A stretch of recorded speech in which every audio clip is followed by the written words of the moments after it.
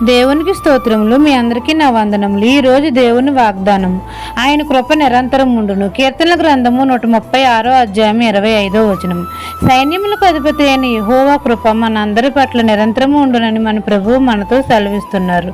ఎట్టి అర్హత లేని మనకు దేవుడు తన కృపను మన పట్ల విస్తరింపజేస్తున్నాడు. మన పిల్లల పట్ల విస్తరింపజేస్తున్నాడు. తండ్రి మన కొరకు భూమి ఆకాశంలోను సృజించాడు.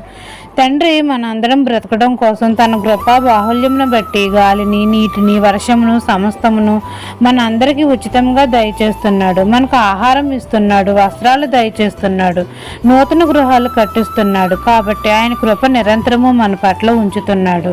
తండ్రి తన ప్రియకుమారుడైన యేసయ్యను మన అందరి పాపముల నిమిత్తము శిలువ మరణం మీద బలిగా అర్పించాడు. మన యేసే పవిత్రమైన రక్తం ద్వారా మనందరికీ ఉచితంగా పాప క్షమాపణ కలుగుతుంది. ఉచితమైన రక్షణ మనకు దయచేశాడు. తండ్రి తన కృప మనందరి పట్ల నిరంతరము ఉంటుంది. ఎటువంటి కష్టం వచ్చినా మనందరినీ తల్లిలా లాలించి తండ్రిలా ప్రేమిస్తున్నాడు. ముదుము వచ్చే వరకు మనల్ని ఎత్తుకుని లాలిస్తున్నాడు. తండ్రి కృప మనందరి పట్ల నిరంతరము చూపుతున్నాడు.